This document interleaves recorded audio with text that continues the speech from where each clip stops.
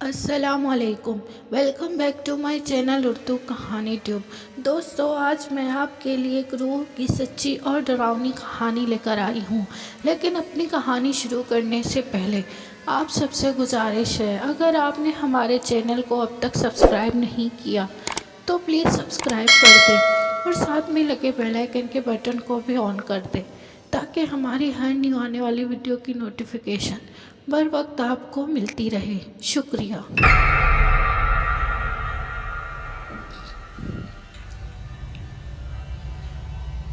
اس نے پردہ ہٹا کر کھڑکی سے باہر جھانکا۔ سامنے نظر آنے والے منظر کو دیکھتے ہی اسے چھرچھری سی آ گئی۔ چاند کی ہلکی سی روشنی میں رہائشی علاقے میں موجود ایک پلاٹ پر قائم وہ چھوٹا سا قبرستان بہت عجیب لگ رہا تھا۔ رومیسا نے گھبرا کر کھڑکی کا پردہ چھوڑ دیا۔ ویسے بھی آج نوید کی نائٹ ڈیوٹی تھی، ایسے میں گھر کی تنہائی اور کچھ دیر پہلے دیکھا گیا منظر اس کی گھبراہٹ میں مزید اضافہ کر گیا۔ اس نے کھڑکی میں ٹائم دیکھا، ابھی صرف 12 بجے تھے۔ آج مالا واک کرنے اوپر نہ آئی تھی، ورنہ اس کا وقت اچھا گزر جاتا تھا۔ ویسے بھی جب سے سرد موسم کی اندھیری راتیں شروع ہوئی تھیں، مالا اوپر کم ہی آتی تھی، کیونکہ اسے سردیاں کچھ خاص پسند نہ تھیں۔ تھوڑی دیر بستر پر بیٹھ کر اس کا خوف قدرے کم ہوا۔ اس نے کمرے سے نکل کر باہر جھانکا تو اماں ہاجرہ اپنے کمرے میں سونے جا چکی تھی۔ رومیسا نے کافی مے کر نکالا، لاؤنج میں رکھا، ٹی وی چلایا۔ ٹی وی کی آواز نے گھر میں پھیلی خاموشی کو ختم کر دیا۔ وہ نہایت اطمینان کے ساتھ کافی بنا کر ٹی وی کے سامنے آ بیٹھی، جہاں کوئی ٹاک شو چل رہا تھا۔ ٹی وی دیکھتے دیکھتے اسے ٹائم کا پتہ نہیں چلا اور وہ وہیں صوفے پر سو گئی۔ رومیسا کی 6 ماہ قبل شادی ہوئی تھی اور وہ رخصت ہو کر نوید عالم کے ساتھ اس فلیٹ میں رہ رہی تھی، کیونکہ اس کی ساس اپنے بڑے بیٹے کے پاس لندن میں رہتی تھی، جبکہ نوید محکمہ گورنمنٹ کا ایک اعلیٰ سرکاری آفیسر تھا، جس کے باعث وہ اپنی نوکری چھوڑ کر لندن جانے پر آمادہ نہ تھا۔ یہی سبب تھا جو وہ اپنا آبائی گھر کرائے پر دے کر خود یہاں شہر کے ایک مہنگے علاقے کے لگژری فلیٹ میں رہائش پذیر تھے، جہاں رومیسا کو اور تو کوئی مسئلہ نہ تھا، سوائے اس خالی پلاٹ کے جو اس کے بیڈ روم کی کھڑکی کے عین سامنے تھا۔ اس پلاٹ کے چاروں طرف باؤنڈری وال کے علاوہ ایک بڑا سا گیٹ بھی تھا۔ اس پلاٹ کے اندر چھوٹی چھوٹی قبریں تھیں۔ اماں ہاجرہ نے بتایا تھا کہ یہ ہندوؤں کا قدیمی قبرستان ہے۔ چونکہ یہ علاقہ پہلے آباد نہ تھا، لہٰذا قبرستان بنا دیا گیا، مگر وقت اور ضرورت کے ساتھ بڑھتی ہوئی آبادی کی وجہ سے قبرستان کے آس پاس کئی منزلہ بلڈنگیں بن گئیں، مگر اس پلاٹ پر موجودہ وہ قبرستان آج بھی اپنی جگہ موجود تھا۔ یہ قبرستان کم از کم رومیسا کو ضرور پریشان کر رہا تھا، جبکہ اماں ہاجرہ اور نوید کو اس سے کوئی مسئلہ نہ تھا، اور نہ ہی کبھی کسی اور بلڈنگ والے نے شکایت کی تھی۔ اس لیے رومیسا بھی خاموش تھی، کیونکہ اسے لگتا کہ شاید یہ پریشانی اس کی اپنی خود ساختہ ہے، ورنہ دوسرے لوگوں کو کوئی پرابلم نہ تھی کہ رہائشی علاقے میں یہ قبرستان ہے۔ شکر ہے تم آ گئی، ورنہ میں تو چھت پر اکیلے واک کر کے بور ہو چکی تھی۔ سیڑھیوں سے اوپر آنے والا سایہ مالا کا تھا۔ رومیسا اسے دیکھتے ہی کھل گئی۔ رومیسا نے دیکھا کہ اس کی سفید رنگت میں قدرے پیلاہٹ کھلی ہے۔ وہ اپنے چہرے سے بیمار اور تھکی تھکی لگ رہی تھی۔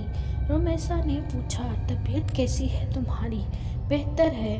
مالا کا جواب ہمیشہ اتنا ہی مختصر ہوتا تھا، پھر بھی اس کا ساتھ رومیسا کو کافی اچھا لگتا تھا۔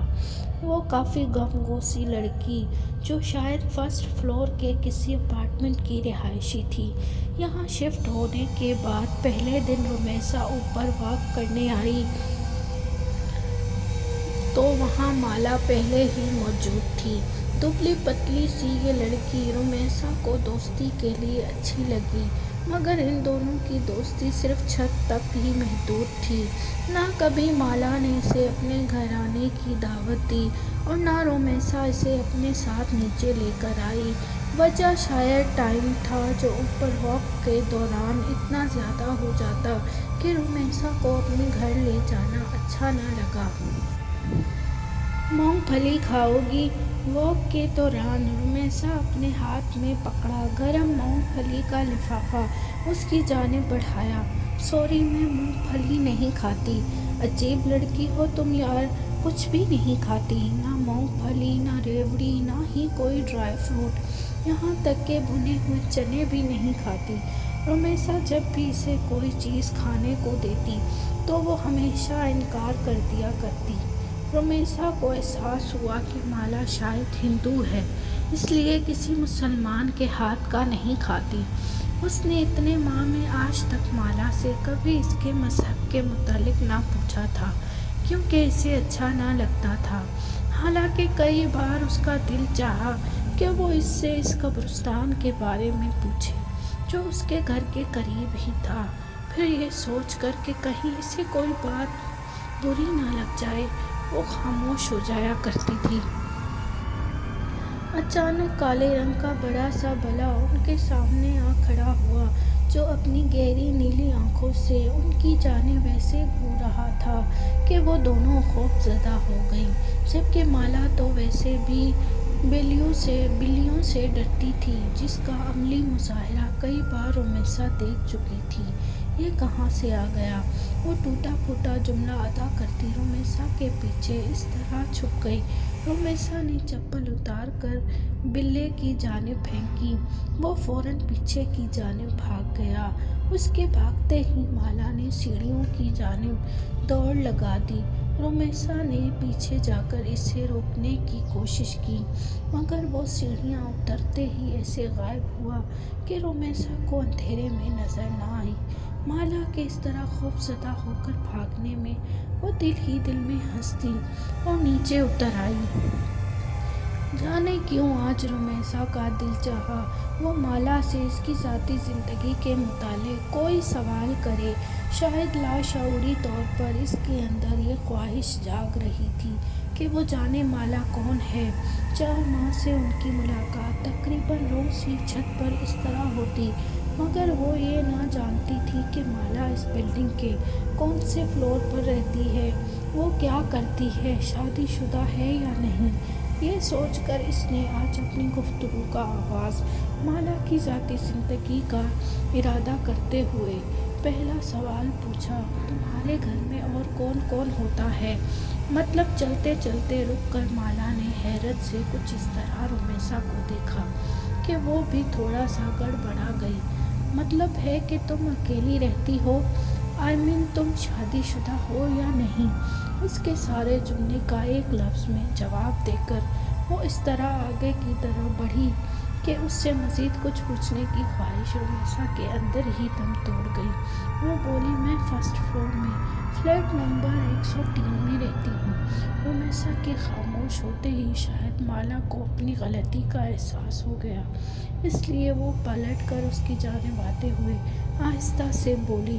اس ٹائم آسمان پر زور سے بجلی چمکی، ساتھ ہی بادل گڑگڑانے کی آواز جیسے ہی مالا نے سنی وہ بچوں کی طرح گھبرا گئی۔ رومیسا نے دیکھا خوف سے اس کی رنگت زرد پڑ گئی تھی۔ وہ بولی، مجھے بارش بالکل اچھی نہیں لگتی، بہت ڈر لگتا ہے بارش میں بھیگنے سے، ایسے محسوس ہوتا ہے جیسا میرا سارا جسم جل رہا ہے، پانی کی بوندیں مجھے آگ کی طرح محسوس ہوتی ہیں۔ آپ کو پتہ ہے آگ میں جلنا کتنا ہولناک ہوتا ہے؟ اس کا تصور ہی میرے سارے جسم میں کپ کپی طاری کر دیتا ہے۔ کیا کہہ رہی ہو؟ رومیسا بالکل سمجھ نہ پائی۔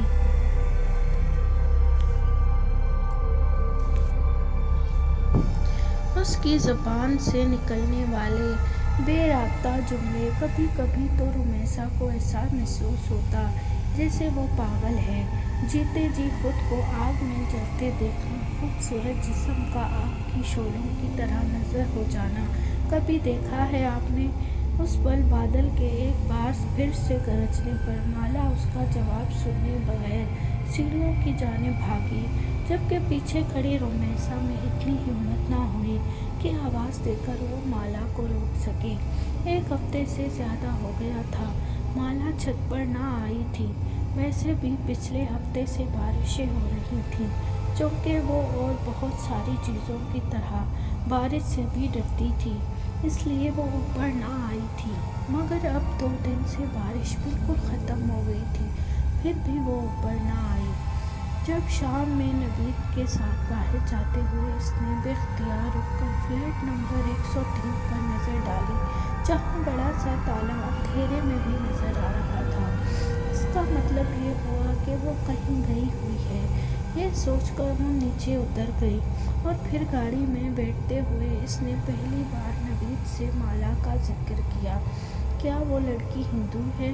کیونکہ نام سے تو ایسا ہی لگ رہا ہے۔ پتہ نہیں، میں نے کبھی پوچھا نہیں، مگر شاید فلیٹ نمبر 103 میں رہتی ہے۔ وہ کافی دنوں سے اوپر نہیں آئی۔ Flat number 103؟ نوید نے حیرت سے دہرایا۔ تمہیں شاید غلط فہمی ہوئی ہے، کیونکہ وہاں تو کوئی بھی نہیں رہتا۔ وہ فلیٹ ایک لمبے عرصے سے خالی ہے۔ اچھا، پھر ہو سکتا ہے کہ مجھے سننے میں غلطی ہو گئی ہو۔ نوید وہاں پچھلے 1 سال سے رہ رہا تھا، اس لیے وہ رومیسا کے مقابلے میں بہتر جانتا تھا کہ آس پڑوس میں کون کون رہتا ہے۔ اور پھر گھر واپس آتے ہی وہ اماں ہاجرہ سے مالا کے متعلق پوچھ بیٹھی۔ پتہ نہیں بیٹا، میں تو گھر سے صرف سودا لینے کی باہر جاتی ہوں، اور آس پڑوس میں میری کسی سے ایسی دوستی کہاں جو میں کسی کے بارے میں کچھ جان سکوں۔ ان کا جواب بالکل درست تھا، وہ تو سارا دن گھر میں ہی رہتی تھی۔ رومیسا کی سمجھ میں نہ آیا کہ وہ مالا کے متعلق کس سے پوچھے۔ پھر سوچا ہو سکتا ہے کہ 1-2 دن تک وہ خود ہی اوپر آ جائے، مگر ایسا بھی نہ ہوا۔ یہ سوچ کر وہ ایک دن اماں ہاجرہ کو لیے نیچے فرسٹ فلور پر آ گئی، جہاں آمنے سامنے کئی فلیٹ بنے ہوئے تھے۔ یہاں ہر فلور پر 10 فلیٹ تھے۔ فرسٹ فلور کے 103 فلیٹ کے علاوہ تقریباً سب میں ہی لوگ آباد تھے۔ اس کی سمجھ میں نہ آیا کہ وہ کس کا دروازہ بجا کر مالا کے متعلق سوال کرے۔ کچھ دیر وہ کھڑی سوچتی رہی، پھر نیچے اتر کر مین گیٹ کی جانب آ گئی، جہاں موجود سیکیورٹی گارڈ اچھی طرح پہچانتا تھا۔ جیسے ہی رومیسا اس کے ساتھ جا کھڑی ہوئی، وہ جلدی سے اٹھتا ہوا بولا، السلام علیکم باجی، خیریت ہے؟ وہ بولی، دراصل مجھے ایک لڑکی کے بارے میں جاننا تھا۔ لڑکی کے بارے میں؟ عبدل نے حیرت سے اسے دیکھا اور پھر اماں ہاجرہ کو۔ ہاں عبدل بھائی، فرسٹ فلور پر ایک دبلی پتلی سی لڑکی رہتی ہے، جو روزانہ چھت پر میرے ساتھ واک کرنے بھی آتی ہے، مگر وہ کافی دنوں سے نہیں آ رہی۔ عبدل نے پوچھا، کیا آپ اس کا نام جانتی ہیں؟ اس کا نام مالا ہے، گوری سی ہے، بہت لمبے بال ہیں۔ بہت لمبے بالوں والی لڑکی تو میں نے یہاں کبھی نہیں دیکھی۔ ہاں، فیصل صاحب کی بیٹی ہے، فلیٹ نمبر 107 میں۔ نام تو مجھے اس کا نہیں پتا، لیکن بال کافی لمبے ہیں۔ ایک دفعہ ایسے ہی میری نظر پڑ گئی تھی۔ آپ وہاں جا کر پوچھ لیں، شاید وہ آپ کی مشکل حل کر دیں۔ عبدل کی بات سنتے ہی وہ وہاں نہیں رکی، بلکہ تیز تیز چلتی فرسٹ فلور فلیٹ نمبر 107 کے سامنے آ کھڑی ہوئی اور بنا سوچے سمجھے بیل پر ہاتھ رکھ دیا۔ کون؟ دوسری طرف دروازہ کھول کر باہر آنے والی ایک 40 سے 45 سالہ عورت تھی، جو رومیسا کو اپنے سامنے دیکھ کر تھوڑا سا حیران ہوئی۔ السلام علیکم جی، میں مسز نوید ہوں۔ اسی بلڈنگ کے 3rd فلور پر میری رہائش ہے۔ مجھے دراصل مالا سے ملنا ہے۔ تیز تیز بولتے ہوئے اس نے جلدی سے اپنی مدعا بیان کیا۔ اسے ایسا محسوس ہو رہا تھا جیسے اگلے ہی پل اس کی خواہش کے عین مطابق مالا اس کے سامنے آ جائے گی۔ کون مالا؟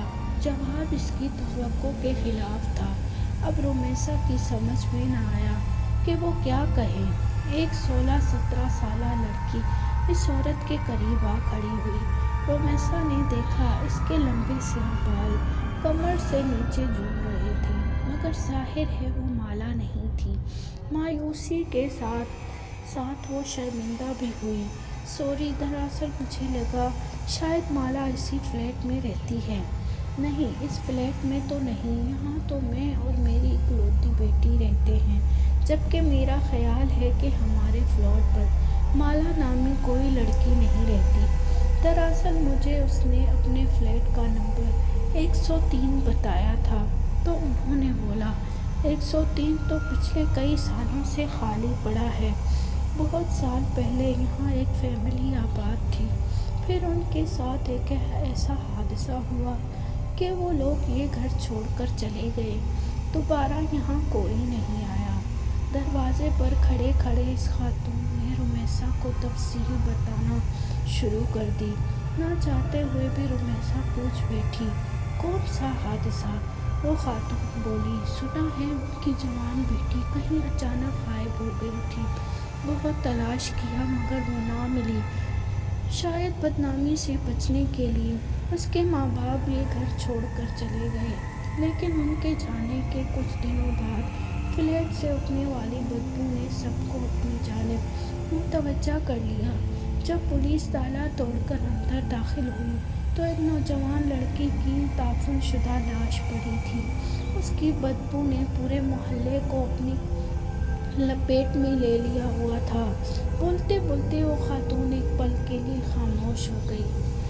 رومیسا نے پلٹ کر فلیٹ نمبر 103 کے دروازے پر نظر ڈالی، مگر لڑکی تو غائب ہوئی تھی، پھر لاش گھر سے کیسے ملی؟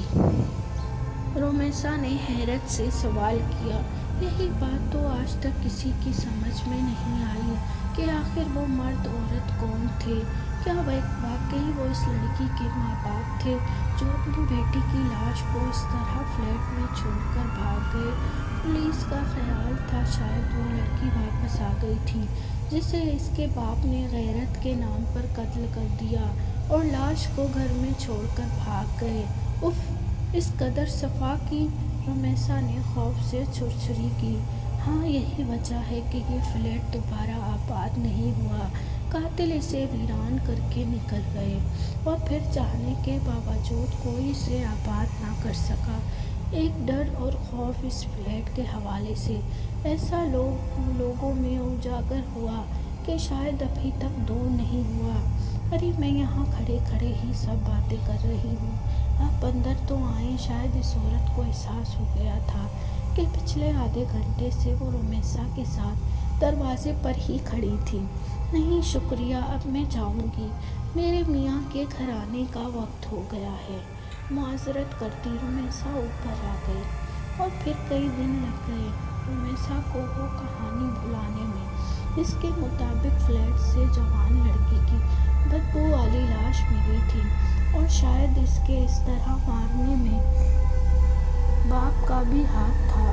دنیا اتنی ظالم ہوتی ہے، یہ بات اسے چند گھنٹے پہلے ہی پتہ چلی، جسے وہ آنے والے کئی دنوں تک سوچ سوچ کر بے حال ہوتی رہی۔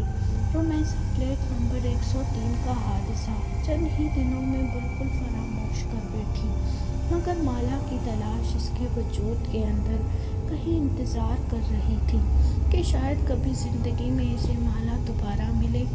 یہی وجہ تھی کہ وہ بلڈنگ میں آنے جانے والے ہر لڑکی کی غور سے دیکھتی۔ کبھی جو کسی ڈپارٹمنٹ اسٹور میں جانا ہوتا تو اس کی متلاشی نگاہیں مالا کو کھوجتی رہتی۔ سڑک سے گزرنے والی ہر لڑکی میں وہ مالا کو تلاشتی، مگر مالا نہ جانے کہاں گم ہو گئی تھی۔ وہ ہر بار رمیسا کی تلاش کو ناکامی کا منہ دیکھنا پڑتا۔ اس کی تلاش مالا کے ساتھ لگن اتنی سچی تھی کہ ایک دن وہ اس میں کامیاب ہو گئی، مگر ایسی کامیابی جس کے بعد کئی سالوں رمیسا کا یہ دل سوچ کر کانپتا رہا کہ اس نے مالا کی تلاش کی اتنی کوشش آخر کیوں کی۔ وہ جاتی سردیوں کی ایک شام تھی۔ اماں ہاجرہ کو صبح سے ہی نزلہ زکام نے جکڑ رکھا تھا، جس کے باعث وہ اپنی چارپائی پر رضائی اوڑھے پڑی تھی۔ نوید عالم آفس کے کسی کام کے سلسلے میں کل کوئٹہ گئے ہوئے تھے اور اس انتہائی میں رمیسا کا دل بے حد گھبرا رہا تھا۔ 2 گھنٹے اس نے لاہور اپنی امی جان اور بہن سے بات کی، پھر جیسے ہی فون بند کیا اسے ایسا محسوس ہوا جیسے کوئی بیرونی دروازے کے پاس سے گزر کر اوپر جانے والی سیڑھیوں کی جانب بڑھا ہے۔ اس کا اندرونی لکڑی کا دروازہ کھلا تھا، جبکہ باہر موجود گرل کو وہ ہمیشہ اندر سے لاک رکھتی تھی۔ تنہائی میں ابھرنے والے تجسس کے ساتھ مجبور ہو کر اس نے گرل کے باہر جھانکا۔ ایک بہت لمبے بالوں والی لڑکی تیز تیز اوپر سیڑھیاں چڑھتی جا رہی تھی۔ رمیسا کو لگا وہ مالا ہے۔ وہ جلدی سے اپنا دوپٹہ اوڑھے۔ اس لڑکی کے پیچھے لپکی تو اوپر چھت پر جا کر غائب ہو چکی تھی۔ رمیسا تیزی سے سیڑھیاں چڑھتی اوپر آئی۔ سرے شام ہی چھت پر اندھیرا چھایا ہوا تھا۔ آخری سیڑھی پر قدم رکھ کر رمیسا نے جیسے ہی سیڑھیوں کے قریب موجود بلب آن کیا، اس کی روشنی پوری چھت پر پھیل گئی۔ مالا، مالا! اوپر چڑھتے اس نے آواز لگائی۔ اس کی آواز پر کسی نے کوئی جواب نہیں دیا۔ رمیسا نے تھوڑا مزید آگے بڑھ کر دیکھا۔ چاروں طرف ایک حقہ عالم تھا۔ چھت بالکل خالی پڑی تھی۔ وہ ایک دم گھبرا کر واپس پلٹی تو اس کا پاؤں اس کالے لمبے بلے سے ٹکرا گیا جو ہمیشہ مالا کو خوفزدہ کر دیتا تھا۔ بلے نے بلبلا کر رمیسا کی جانب دیکھا۔ اس کی چمکتی موٹی کانچ جیسی آنکھوں میں جانے کیا تھا کہ رمیسا ایک خوف زدہ ہو کر نیچے بھاگی۔ کانپتے ہاتھوں سے گرل کا لاک کھولا تو سامنے ہی اماں ہاجرہ کھڑی تھی۔ بیٹا تم کہاں چلی گئی تھی؟ نوید صاحب کا فون آیا تھا، تمہاری خیریت پوچھ رہے تھے، انہیں فون کر کے جواب دے دو۔ بات کرتے کرتے اماں ہاجرہ کو احساس ہوا کہ رمیسا کچھ گھبرائی ہوئی ہے۔ کیا بات ہے بیٹا، سب خیر تو ہے؟ جواباً رمیسا نے کچھ دیر قبل والا سارا واقعہ سنا دیا، جسے سنتے ہی اماں ہاجرہ نے اس کی طرف دیکھتے ہوئے کہا، میری بات مانو تو بیٹا اس لڑکی کو بھول جاؤ، کیونکہ مجھے ایسا محسوس ہو رہا ہے جیسے تم نے اسے اپنے حواسوں پر پوری طرح سوار کر لیا ہے۔ وہ تمہارے خیالوں سے نکل کر ایک شکل میں ڈل گئی ہے جو تمہیں ہر وقت یہاں وہاں دکھائی دے رہی ہے۔ میرا خیال ہے اماں آپ درست کہہ رہی ہیں، رمیسا نے گہرا سانس لیتے ہوئے کہا، مجھے شاید وہم ہوا تھا کہ کوئی اوپر گیا ہے، بلا وجہ ہی اوپر بھاگی، شاید دماغ خراب ہو گیا ہے۔ اور رات کے کھانے تک وہ شام کا واقعہ بالکل بھول چکی تھی۔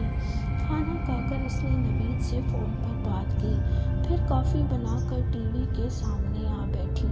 جب اس پر باہر ہلکی ہلکی بارش شروع ہو گئی، رمیسا کافی کا کپ لے کر اپنے کمرے میں موجود کھڑکی کے سامنے آ گئی۔ ابھی اس نے پردہ ہٹا کر باہر دیکھا ہی تھا کہ اسے ایسا محسوس ہوا سامنے قبرستان کے بیچوں بیچ کوئی کھڑا ہے۔ وہ جلدی سے کھڑکی کی آڑ میں ہو گئی۔ شاید کوئی چور یا ڈاکو تھا، یا پھر کوئی غریب کچرا چننے والا بچہ جو شاید بارش سے پناہ لینے کے لیے رات کے اس قبرستان میں داخل ہوا تھا۔ ایسے ہی وقت گزاری کے طور پر رمیسا اسے دیکھ رہی تھی جب وہ سایہ آہستہ آہستہ چلتا ہوا قبرستان سے باہر نکل آیا۔ رمیسا نے دیکھا وہ ایک لڑکی تھی جو دھیرے دھیرے چلتی روڈ پر لگے پیلے بلب کے نیچے آ کھڑی ہوئی۔ لمبے سیاہ بال اس کی پشت پر پھیلے تھے۔ وہ یقیناً مالا تھی، جو کہ رمیسا کا وہم ہرگز نہیں تھا۔ اس نے جلدی سے کھڑکی کھول کر نیچے جھانکا تاکہ مالا کو آواز دے दे कर अपनी तरफ मुतवज्जा कर सके। लेकिन इसकी आवाज़ देने से कबल ही माला ने बिजली के खंभे के पास खड़े होकर ऊपर देखा। इतनी दूर से भी रुमेसा को लगा कि माला इसे देखकर मुस्कुरा रही थी। माला की मुस्कुराहट में न जाने ऐसा क्या था कि रुमेसा खौफज़दा होकर थोड़ा पीछे हो गई। जबकि इसी पर माला पलटी और सब कदमी से चलती कब्रिस्तान के अंदर दाखिल हो गई। इसके अंदर दाखिल होते ही फिजा में फैला अंधेरा मज़ीद गहरा हो गया। रुमेसा ने आँख फाड़ कर चारों तरफ देखा। वो कब्रिस्तान बिल्कुल खाली था। उफ मेरे खुदा! खौफ की झरझरी ने इसे इस तरह अपनी लपेट में लिया कि वो खड़े खड़े ज़मीन पर गिर गई। ज़मीन पर गिरते वक्त माला के अल्फाज इसके कानों में गूंज रहे थे। बारिश की बूंदें मेरे जिस्म पर आग की तरह बरसती हैं। तुमने कभी किसी को जलते हुए देखा है? जलने की तकलीफ और उसके साथ रुमेसा बेहोश हो गई। जब इसे होश आया तो इसकी अम्मी और नवीद आलम दोनों अस्पताल में इसके पास थे। बकौल नवीद के रुमेसा एक हफ्ते बाद होश में आई थी। वो क्यों बेहोश हुई थी वो ये चाहकर भी किसी को ना बता सकी, मगर इसकी हालत के पेश नज़र बगैर इसके कहे अपना घर तब्दील कर लिया और ज़िंदगी में दोबारा वो कभी इस तरह ना गई जहाँ आखिरी बार इसने माला को देखा था। माला कौन थी, कहाँ रहती थी, ये सब जानने की ख्वाहिश दम तोड़ गई थी। या शायद वो जान गई थी माला की असलियत और हकीकत। तो दोस्तों, कैसी लगी आपको ये कहानी? कमेंट बॉक्स में ज़रूर बताइएगा। शुक्रिया।